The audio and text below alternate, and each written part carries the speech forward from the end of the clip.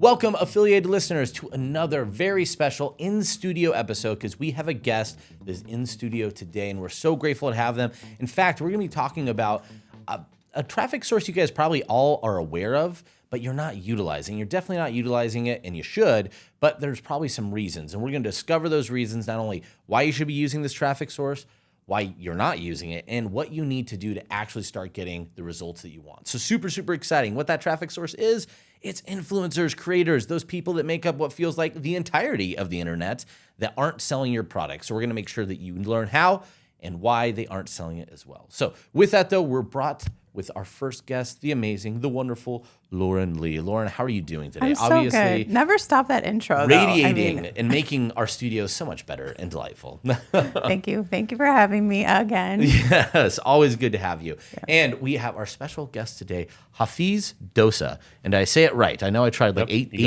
times. So you did it. Woo! But Haafiz, you're coming and you're going to be sharing some really exciting things. We'll talk a little about your background. 21 years being on the edge of marketing tech, traffic tech, stuff out there. You've been an expert in it. But before we go into that, before we talk about what you're going to be discussing, it's really important.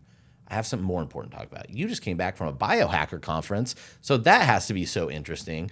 I'm really curious. We probably can't spend all the time, but you were down in Texas, which is now the mecca of biohacking. Yep. So what was the most unique or the thing that you're like, people are going to probably be talking about the next 3 years that you saw at that conference that you can't wait to start getting your hands on yourself? Yeah, I mean, probably the biggest one was around the stem cell space. And there's some ways to have just like, not just the injections, but using the stuff that your body produces naturally and enhancing that with all natural supplements that can help basically, activate and turn on those kind of stem cells in a way that is more natural and probably more cost effective too. Yeah, because I've heard a lot of the stem cells you get injected, it's only 50-50 that it's even going to retain, because who knows if your body will accept them, right? So this is a way that it just develops it out from yourself?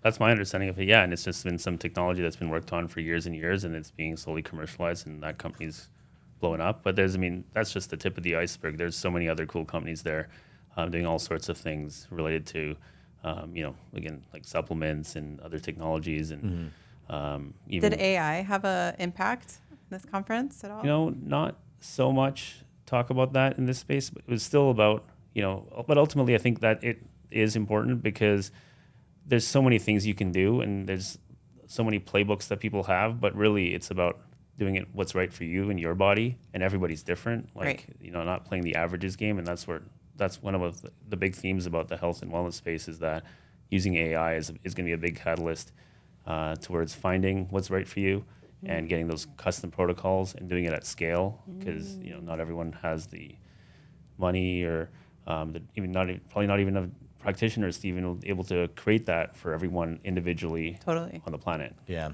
I need like a team, like LeBron James team. Yeah. That's a bit much. Not always have $1 million invest in our body every year. But that's where AI can actually make your LeBron James team, but yourself. I love it. Amazing. I love it. Yeah. I will definitely not accomplish anything that he will, but I'll feel great. It'll be awesome. Well, the stem cells, that's amazing tech. I always like the biohacking conferences because there's just the craziest stuff. I remember being a one where I learned about white light therapy, which was a wild experience. It was supposed to be hyper meditation, but it just felt like a very psychedelic experience with no drugs. It was quite interesting. Just all white light, like in a you close your eyes and they flash certain white lights, and then they have some thing you listen to, but it stimulates your pituitary gland. I could be saying this wrong. Please, for those out there in biohacking, like that's not any of what it's supposed to do. But that's what I remember. It was like a hyper deep meditation, but it was crazy. It's like tapping your self-conscious without being a guru. You just hit a button and get there. It's wild. So, but that being said, we're going from talking about one exciting company to another exciting company, which is what you're doing. So I highlighted a little bit at the beginning that one of the largest traffic sources that I think we all experience or engage with on a daily basis, but a surprising amount of marketers don't utilize, is that of influencers and creators. So just over the pandemic, there's already in America, surveys show that about over 200 million people identify as an influencer or a creator of some sort. That's a pretty mass number. From 2021 to 2023, we saw 23 million more people enter into that category of wanting to be an influencer. It just means it's a huge amount of traffic. And a lot of people out there have gotten some level of attention and they'd like to monetize it, right? Yep. And that's where you kind of come in. So I think first, if you could just talk us through, share a little bit about the industry as a whole, and then we'll dial back to a little bit how you got involved in it. But if you could share me with any stats or just the impact of this whole influencer pool that's out there right now. Yeah, I mean, I think one of the most fascinating things that's happening in this space right now is the shift for influencers to basically become affiliates. They were predominantly in the past, not paid on a performance basis. They were more like a pay per post or whatever other non-performance model. And I think that's been, it has been really shifting. In fact, I think last year, so the numbers I saw were for the first time ever, influencers were paid more than 50% of the deals were done on a commission basis, and where they basically are affiliates and not on a like a pay per post model. And I think that makes a lot of sense too if you look at where things are at, because since the D2C world started going crazy, we've been in a world where money was cheap, interest rates were like near zero. You could raise money easily. It's all about top line revenue, vanity metrics, scale at all costs. And that's, in the last couple of years, that's really changed. Now it's about bottom line performance. Money is hard to raise. Interest rates are not cheap. Capital is not free. And that's really, I think, been the underpinning of that shift, where people are now moving towards actually caring about the bottom line. And the natural shift for that is for paying influencers on a performance basis. So they've effectively become affiliates. And that, I think, can continue in this world. And I think the biggest shift from that is going to be not just changing the model and just everything status quo, but how do brands support that as well beyond just flipping the model itself? Yeah. No, I think you bring up a good point. It's definitely something we've seen as well in that big shift is at the end of the day, when the money's there, it's easy to throw out and feel like something's happening. There's something happening, but as we've seen the market shift, we've seen so much of those sponsorship dollars just dry up because at the end of the day, they start evaluating the performance. And when you look at all these new creators, it probably dilutes the actual performance from what they're paying. So I imagine that creates a bit of a scary time, though, because creators now feel like they only know one way to monetize. That way, starting to reduce. Or if you're trying to jump into it, you might think, oh, man, that's a lot of money to do this brand route. How do I get more of these creators to promote and be successful on an affiliate basis? Which just feels complicated. So how are most companies dealing with that right now? How are they managing their campaigns, say, before they work with you? Yeah, I mean, there's definitely like hybrid models are kind of as like the stopgap solution where like here's a little bit of cash, but it's also going to be on a performance basis where there's a minimum guarantee of like, we need to see this performance. Otherwise, you got to do another post or whatever it is. But I think the other key thing is that the brands themselves have to do a better job of facilitating it so that the influencer, aka affiliate now, has the right resources in place to actually drive that performance instead of just a one size fits all landing page and generic one simple swipe file with some basic examples, but actually facilitating things by having many different landers or many different angles and helping the influencer along. Yeah. Well, let's dial that back a little bit because I think you said something big in there is we talk a lot about set your affiliates up for success. I think a lot of people know how to do that with direct response affiliates. Yeah. Make sure you're giving them a swipe. Here's their link. If they're a media buyer, here's your hash file. Here's maybe some examples of banners, whatever. But to creators, they might have no idea what they need. So if you could just walk us through, I'm a brand, I'm talking with an influencer, we're getting ready to set up a campaign. What does that process look like? And what do most people deliver to them? And what should they be delivering to them? Right. Most of them are just delivering, hey, here's sign up. Okay, here's your code. Maybe a little bit more like, hey, here's some email copy in a Google Doc. Send it over, call it a day. And then, but really it's going to be around this. There's three key things. Well, real fast. So when they send that document over, is that after they've struck in an affiliate deal or probably most likely like they've sponsored a post and they're like, oh, here you go. Here's your stuff. I'm talking even the ones that are like moving away from that. Gotcha. Even on an affiliate basis. Yeah, Gotcha. even on an affiliate basis. Yeah. Mm-hmm. So, and ultimately it comes down to, the conversion rate. And like so many people I hear are like, how do I get more affiliates? How do I get more affiliates? Well, the first way to do it is to not lose the ones that you have. Mm-hmm. by far the easiest thing. Just like customers, best way to grow is to retain your customers first and then find more. And so that comes down to conversion rates. And so whatever you can do to help them make it easy. So including things like sharing some examples of successful campaigns. Now, you don't want to be often like sharing the exact email copy that went out from another affiliate and like giving their creative asset to someone else. That's never ideal, but you want to you can share the concepts that were used. Like for example, and it's not just influencers that are in the social media space, but I'm talking ones that have like email lists, let's say as an example. And so when you see creative things happening to kind of cross-pollinate those ideas, an example of that would be, an affiliate in one space, basically what they did is they wrote a blog article and then but they actually sent like an email to their list that wasn't selling anything, wasn't selling the product, and then they tracked who on their list clicked the link to read the blog article, and so they know exactly who that is now. And then they actually send a follow-on email to the clickers with the affiliate offer. So it keeps things really not just spamming offers to everyone. Very targeted. It's very targeted to those that actually got interested by that email. And so you can share those kind of concepts now with other affiliates and then kind of cross-pollinate ideas like that. Yeah, well, because especially since that helps keep the people feeling, hey, I'm honoring my audience. I'm not trying to abuse them and kind of get those things. Which I imagine is a huge difference from our affiliate world, where there's like a lot of times people don't care that much about their audience in terms of frequency. We have some people that mail twice a day on third-party offers to a list. So that's very different than, say, a creator, a blogger, whatever. They've curated and put their blood, sweat, and tears for this attention. They might not be as aggressive or happy to want to send something out that's promoting something 2 to 3 times a day or even once a day. So I really love that strategy where it allows it to target to a blogger that really, really make that sense. But I imagine there's probably lots of different variations you could end up doing, right? Yeah. I mean, and I think like one of the cool things about the influencers is that there's such a diverse number of them that do so many different things, and basically they have an affinity with their audience. And usually, from what I'm seeing, there's some that are like very broad, and they'll tell their audience to do anything, and they would. But most of them are in very narrow categories. So like, hey, I'm going to follow this person for health advice, this person for beauty advice. I mean, those are broad categories, but like in general, like it's very targeted, and you'll follow many different people for various things in your life that you're interested in. And so the cool thing about that is that a brand can work with many different kinds of influencers and find new markets and have the influencer do the creative work of like bridging that gap. And then that concept can then be, traversed to many other growth channels because you found a new market, because an influencer who is a specialist in a certain area is really hitting it off. Yeah.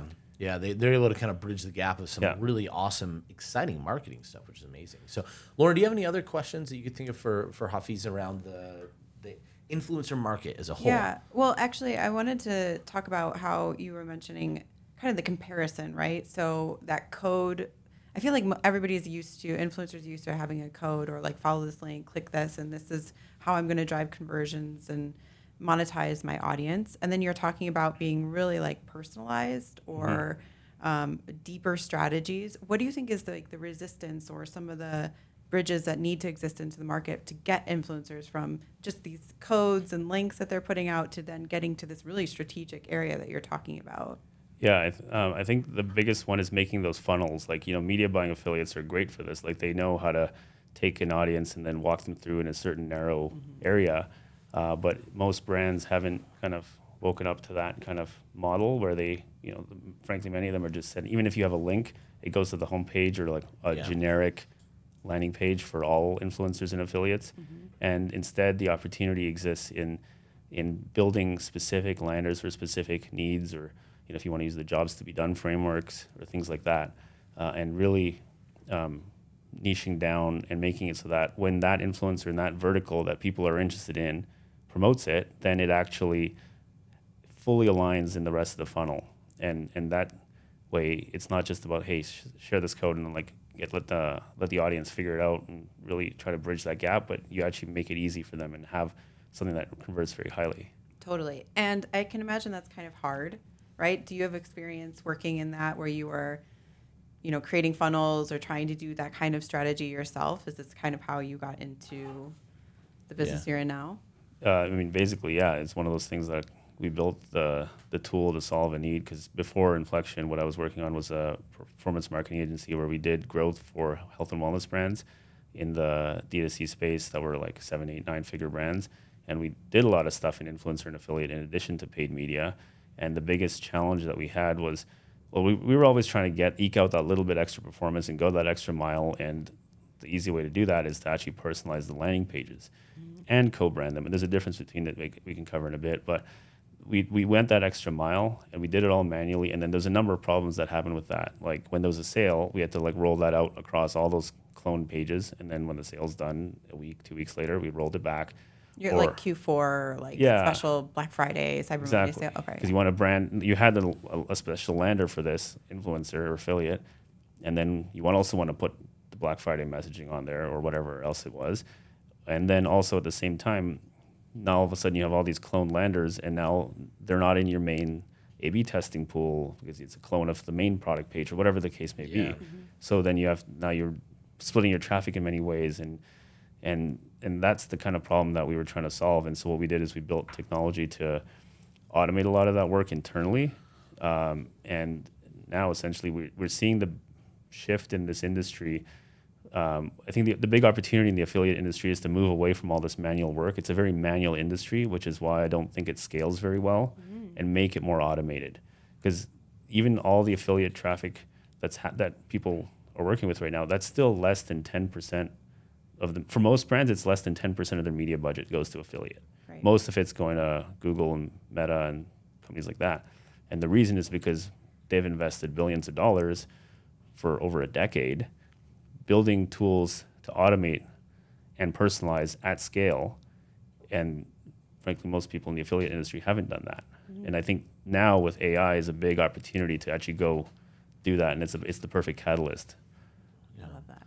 No, that's amazing. I think the customization, all that you're talking about, that's such a big piece. And I really want to talk to the automation. Before you do that, just to frame it up a little bit, I want to start talking about what the customizations are. So to go, and then what the results are. So what's the baseline? You're not doing customizations. You're setting a generic list or a generic homepage, whatever, out to somebody with a coupon code or a link or somebody said, there you go, right? Yeah. Now, when you want to optimize that, like what is the ideal customization? Let's just focus on like branding page. And we'll talk about co-branding versus a custom landing page. So let's just focus on that piece. What are we talking about? The pieces that you would need to change every single time and what the customizations looks like. And feel free to break out between the two. But I'd love to highlight what these customizations are. One, to highlight how much freaking work they are. Yeah. But also to show what that's going to do to a campaign. So people would see from without it, this is what you could expect. And with it, this is what you could see your campaign turn into. Sure, yeah. And so there's two key things you mentioned there, personalization and the co-branding. And let's start with the co-branding, because most people actually call that personalization, but I think that's just a more narrow category and it has a smaller impact. And so that co-branding is, putting, for example, like the influencer's image on the page, putting a testimonial from them on the page, things like that. That's great and definitely works, but you're going to see a minor impact from that. And that's what we call co-branding internally. What I'm talking about is more the personalization where the full funnel aligns to the interests of that influencer's audience. And so things like the most important thing is going to be your H1 headline, subheadline, and making sure that aligns, and it kind of bridges the gap and creates an angle or hook that's specific to that influencer's audience. Can you give me an example of like a customization and how that would change versus like a normal offer? I know that's tough, but I'd be very curious to see, say, here's what the landing page will look like without customization, and here's what it look like with customization. Yeah, I'll share some of the key kind of components of that. Yeah. So the headline, subheadline, header bar, the imagery you use on the page, even like I talked about the co-branding with the influencer's testimonial, sure, but like what about all the other reviews and testimonials you have on the page, right? Like which ones do you select? Are you putting your like Trustpilot widget with, here's the most recent 4 and 5 star reviews, or are you handpicking specific reviews for that influencer's interest? The pain or whatever they're trying to solve. Exactly, because there's you could have a completely irrelevant review on that page that doesn't hit home for the reader, or you could have one that's specially crafted, not crafted, like you take one of the ones you have and find one that would hit home with that kind of audience. Yeah. And then even the features and benefits you talk about, because some products have like dozens of use cases, and this is going back to like what I was saying earlier, the jobs to be done framework. Sometimes there's dozens of them, and which ones do you focus on the page? And not only what you focus on, but what order you talk about them in. All that stuff makes a difference. Yeah. And in terms of some of the data out there, we've seen even from a generic headline to one that is more customized for that influencer, we saw a 35% lift in conversion rate from Wow. from A/B testing 35 just that. from that Yeah. the headline. Just the headline, not I mean, you can get double, and it wasn't even a bad headline. That was the generic one. Like Yeah. that would have done like that page was doing millions of dollars Yeah. in revenue. So it was a just good key. headline, and then you make it even better by having one that's custom for that audience. Mm-hmm. And Can then we- sorry. oh, No, listen, you go and ahead. you can see like double or triple conversion rates if you actually do all the other things I was mentioning there. Wow. I was wondering if we can like kind of drill down and even maybe geek out for a second on some of the customization, Yeah. Mm-hmm. right? So is this customization like I'm a brand and I am manually putting in this information, or is this AI? Is this a tool? Is this technology that's doing this for me? Yeah. And so, I mean, step one is just go do it manually. Like, just understand it, work through it, understand what it takes. Because, at least the way AI is right now, it's not going to do that. You got to kind of guide it in a way of what you want it to do. So you got to understand how it's done Okay. yourself and like So the you're saying thinking go process. out, build the page yourself Yeah. for the affiliates. Okay. Do a couple of these customizations. Exactly. Make sure you understand. Gotcha. Yeah, before you so have it. obviously going to be with your top influencer partners to start, right? It's where it's worth it. But really, with all the micro influencers out there, you feasibly can't do it at scale Yeah. by doing it all manually, and that's where leveraging AI can come into place. Yeah. Because and if you want to talk about like exactly how to do it, like essentially, Well, let's hold off on the AI part. I Okay. want to talk a little bit more about the physically doing it, and then we'll jump into the AI Sure. part because it still sounds like a lot of work. But just a couple of clarifications. So, when you're going and building it, let's say it's my top influencer right now. They're a guy that, let's say I just want to build some products, for example. This is a good idea. So let's say our product is a new golf club. It's a new golf club that'll stop slices. It's the anti-slicer. It's like a non-Italian golf club, no slices, right? So, that's what it's. So I'm going out to different influencers in the golf space. Sure. And so my top guy, he actually doesn't talk a lot about golf clubs at all. He talks more about ball trajectory. I'm just making stuff up. So in my lander, it's all about what the club will do, and it's very club oriented. But with the customization be going in, well, this guy's all about ball trajectory. He's like, and now you change the headline to, "Are you tired of your ball constantly going right slice?" Right? I should know this. Kyle, look at him. He's taking me nuts. I do it all the time. I should know that's what it is, right? So hey, you're tired of seeing your balls drift to the right. What if it wasn't your shoes? It wasn't your stance. It wasn't anything other than the club you were using. Well, I finally found the perfect solution to straight ball trajectory with the whatever club we call it, right? So would that be kind of the customization in the headline, and then you change maybe a different image? Just try and give an example of what that customization would do. And it sounds like you would be doing that as the vendor as well, or the offer owner. The brand has to dictate what that would be. Yeah, I mean, obviously, like you can't just let the affiliate go free for all from a probably compliance perspective. Yeah. But I think like, if I could change your example just a bit. Please, it wasn't great. Yeah. I'm well did aware. good. And I'm gonna go on a bit of an edge too, because like I'm not a golfer, so Yeah, that's fine. But like let's say there was two influencers that you're working with. One of them was a young influencer that's like trying to actually get people to like he's a semi-pro golfer or whatever, and he's trying to help his followers be more like him. And there's another influencer that's an older golfer, like let's call it in the 60s or whatever, and I'm guessing at that age you'll have like back pain and all this kind of stuff, and so you need Not you with all those biohacking conferences, but the you'd be average. surprised. Yeah.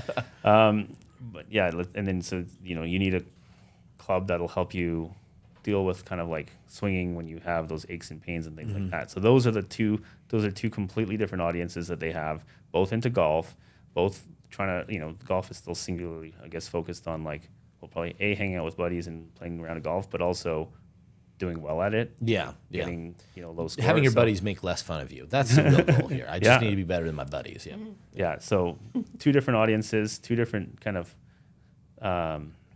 needs and points that you can have. And so, again, having the imagery on one be younger and one be older, and then having, those reviews being about how it's easier to hit this golf club. If you're the older one, It's easier to hit the golf club. It can deal with your aches and pains, whatever kind of stuff like that. Yeah.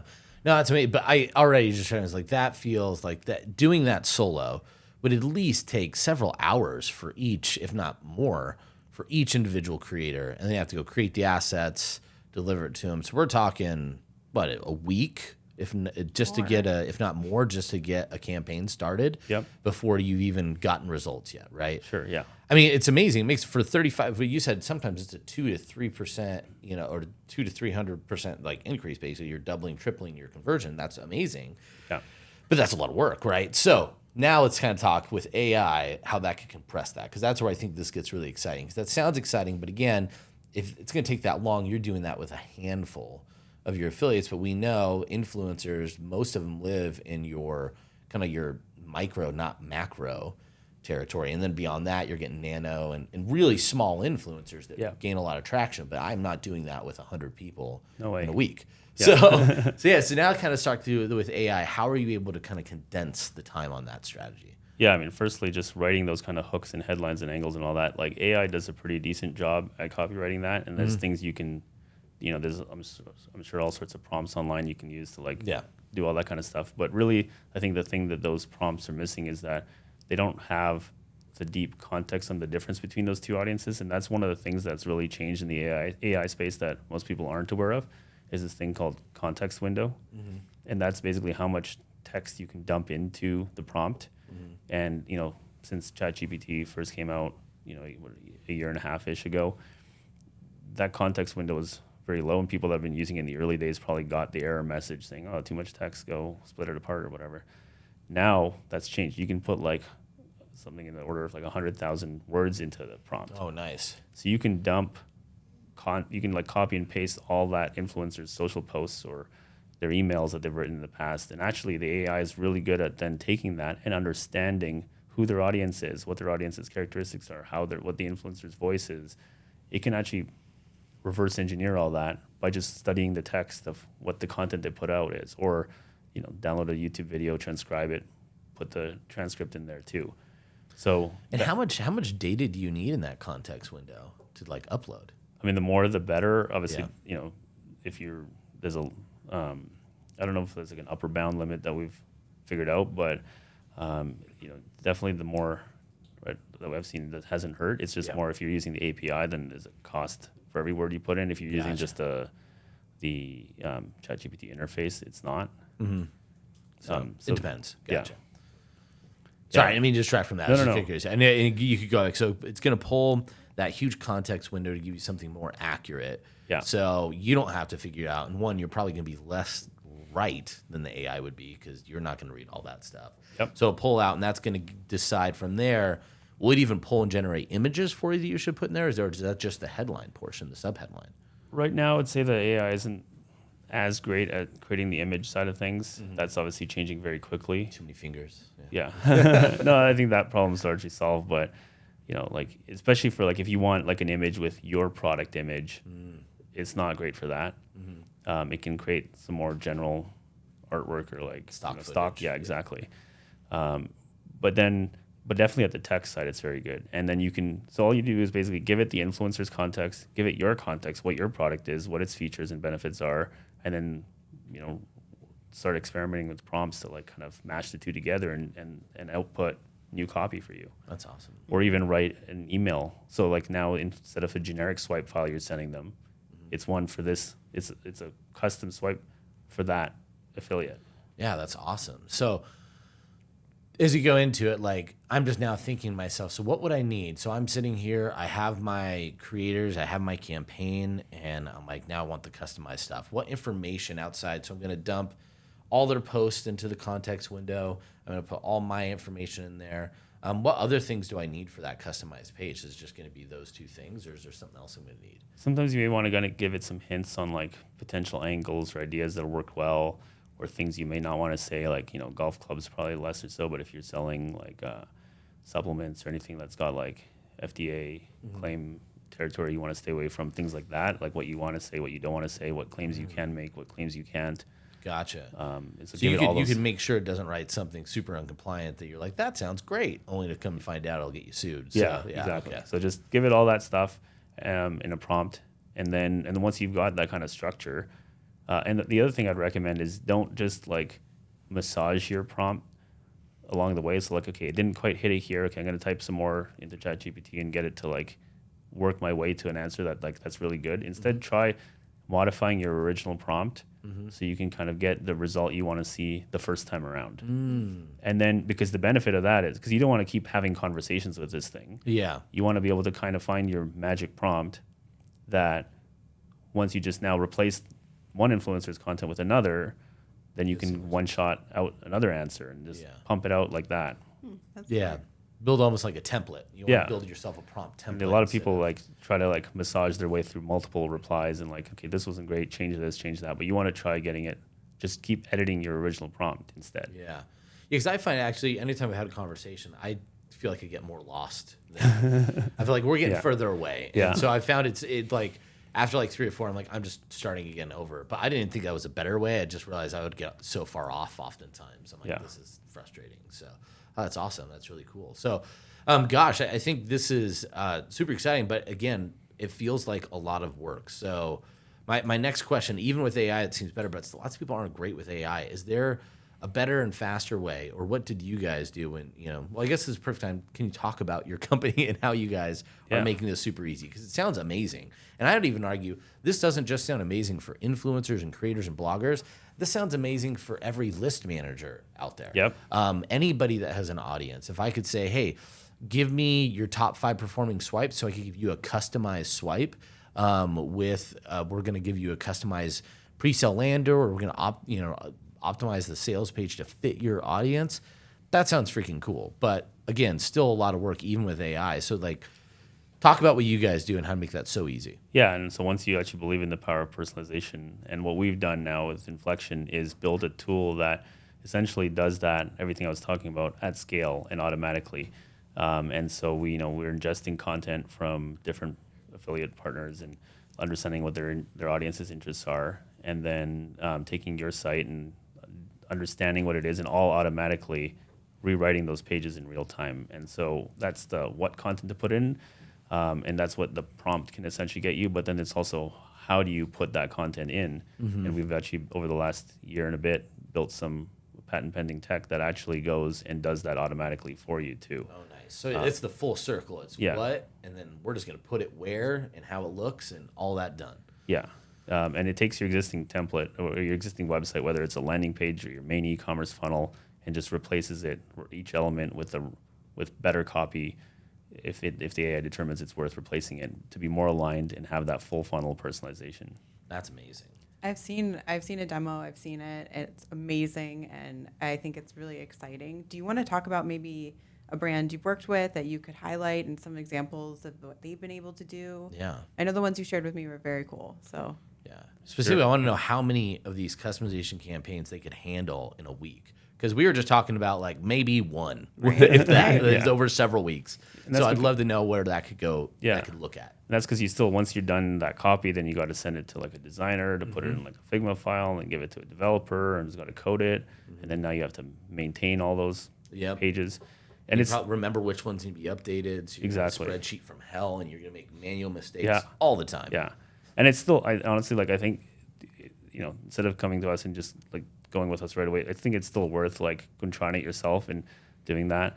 But yeah, what we've done is just a way to automate all that, where you skip the designers, skip the developers, and just have that all turnkey. And so we've worked with brands in the health and wellness space that, like in a sleep brand, for example, and they've had, and that's the thing about sleep, is that there's, let's say, dozens, plural, of reasons why you need to sleep, whether it's, you're looking for, if you're someone that's looking to gain some weight, and you know that testosterone is produced while you sleep. And so getting good sleep is important if you're looking for those gains. Or on another end, collagen is also made while you sleep. So if you're looking for, beautiful skin or whatever, again, sleep's important. And there's dozens and dozens and dozens of other reasons why too. But what those two examples I shared are just very different audiences. And so we've worked with brands where we were able to customize their pages based on that, and able to improve conversion rates drastically.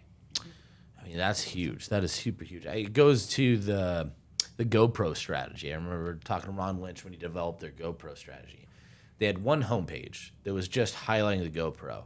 Every single one of their other ad campaigns, like funnels and everything, was dictated towards a specific user experience that was atypical from the next user experience. Right. Because you think GoPro, but like that's a lot of extreme activities. And the person that's diving in the water cares about completely different features than the person that's skateboarding over doing street skating things with their GoPro. Yep. So like they quickly realized they had to customize each campaign to the same homepage for them, like the same general landing, and that drastically changed their performance. And it's no different than what you're showing here. Any affiliate campaign could use personalization. It's just doing it is so much work. We don't. And so where this is key to influencers, I'd say it's key to anybody. Yeah. Because this just really makes that customization so much easier. And why would we not? Why do we not want to double to triple our conversion rates, right? That seems crazy. Who doesn't want to do that? That's awesome. Yeah. Also, I don't know if you can talk about this a little bit too, but I was really impressed by the ease of use, which I've mentioned a few times, but also talk about like the tech part of like, if I'm duplicating this page and it's happening, and I'm personalizing it, like, do I have to invest now in more, landing page support, and like, how does this integrate with my existing tech stack? Got it. Yeah. And that's actually the thing that we've built that we've gotten a patent pending around is that actually we have the ability to integrate it into any existing funnel, whether you're running on ClickBank or you're on Shopify with an e-commerce site, or you got like a landing page on Unbounce or whatever the case may be. It can fit into all of those seamlessly because it's all happening on the front end in real time. And so that's the key. So innovation. no additional like tech stack work, no additional like, I got to set this stuff up. It's an integration. No, once you're on the platform and all the front end integration of that is just dropping like one line of JavaScript onto the page and whatever page that happens to be. That's so cool. That's so cool. Especially like you said, doing a gift campaign, like if you do a Black Friday sale for all your affiliates. And having to go adjust every single one of those pages before and after. Yeah. Doing that simply. Amazing. Sign me up, please. Yeah. I did that once manually. It was never again. I can see some like big box retailers even needing something like that, where like, especially during Q4, like that's really awesome. Mm-hmm. Yeah, the amount of pages that we'd have floating around. This was like an internal promos that we'd miss something is wild. So to think having to do that over tons and tons of influencer campaigns is just hair pulling to say the least. So hugely beneficial, which I think leads to the next question. So if I am a person that cares about making money with my business and I would like to triple my conversion rates, they're probably now asking the question, how do I get this? How do I work with Haafiz? How do I work with this company? How do I start the software? How do I personalize all my stuff at scale? So what would you tell that person? How do they get a hold of you and start working with you guys? Yeah, you can head over to inflection.ai. So that's INFLEKTION. So inflection with a K. .ai and reach out to us there and we can walk you through all that. Beautiful. Well, we'll make sure that's in the show notes because if any of you listeners like me, I can't spell if it's auditorily. So I also can't regurgitate it. But when my wife did the old trick, like the kids won't know because I'll spell it out loud. And I'm like, you're gonna need to redo that again and again until the kids figure it out. Because anyway, so we'll put that in the show notes. But really amazing. This is really appreciate your time, especially coming over like from Texas to here, then back home. So we really appreciate the stopover. Hope that you have a great time. We had a great time. And for all you listeners out there, please take advantage. I can tell you, I've never had anybody come in and talk about a process that we know makes sense. We know personalization increases conversions, but being able to do it at scale, and that's when you say, we've seen it with the whole spectrum, somewhere to get, 2 to 3 time increase on your conversions. Normally, I'd say not true. There's no technology that does that. Like, we never see that. But when it comes down to personalization and what we've already seen people do in manual tests, this sounds like a game changer to any business. So please go to the website. I know I'm going to because this just sounds cool as heck. So, Lauren, anything else before we go? No, I just wanted to say thank you. Thank you for joining, and thank you for being part of ClickBank and participating with us. We really appreciate you. Well, this has been great. Thanks for having me on. Beautiful. Thank you both. Well, guys, until next time, please rate, review, subscribe, send all your messages to affiliated@clickbank.com. We love to see them. And in fact, maybe if we get enough of them, if you guys ask questions that aren't things like, where did Thomas get a shirt? Can Michael tone down his colors? We might even do a grab bag of questions or even start at the end of episodes. So please send those in. We love to hear them. Love to hear from you. Rate, review, subscribe. Until next time, if Thomas were here, he'd say, how are we scaling? But I'm just going to say goodbye and have a great one.